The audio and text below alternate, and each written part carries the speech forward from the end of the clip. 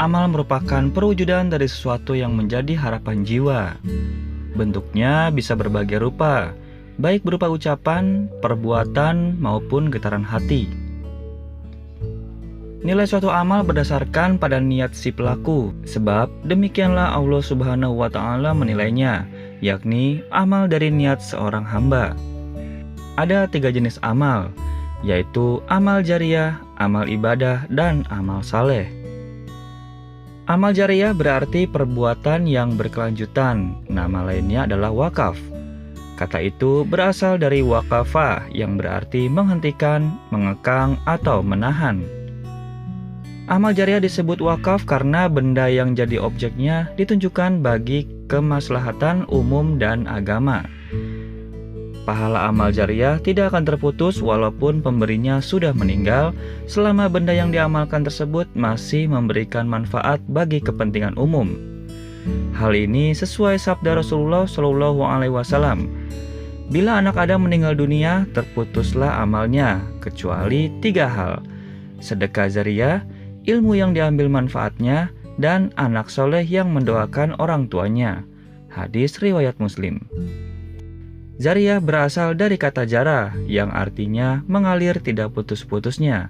Maka amal jariyah agar manfaatnya berlangsung abadi harus dikelola dengan baik.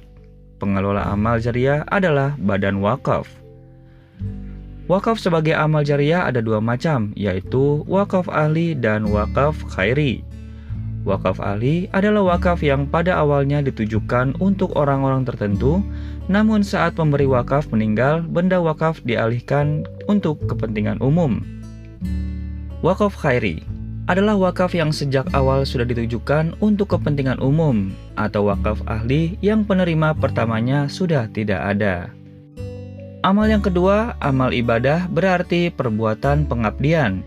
Ibadah berasal dari kata abadah yang berarti melayani, mengabdi, dan menyembah. Perintah untuk beribadah terdapat dalam Al-Quran surat Az-Zariyat ayat 56 yang artinya, "Aku tidak jadikan jin dan manusia kecuali agar mereka mengabdi padaku."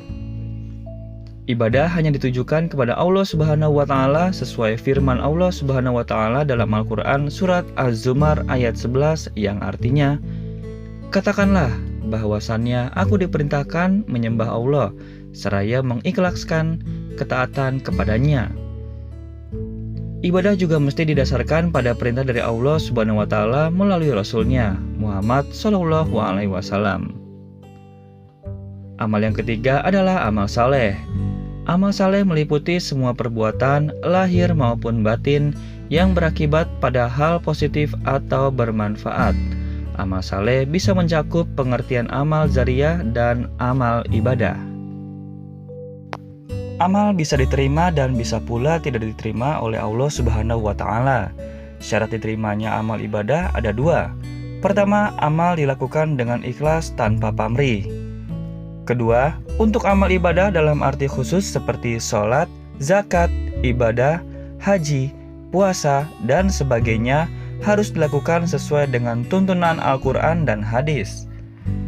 Ada beberapa perbuatan yang bisa merusak amal. Pertama adalah riya, yaitu beramal bukan ditujukan kepada Allah Subhanahu wa Ta'ala, melainkan agar dilihat orang lain.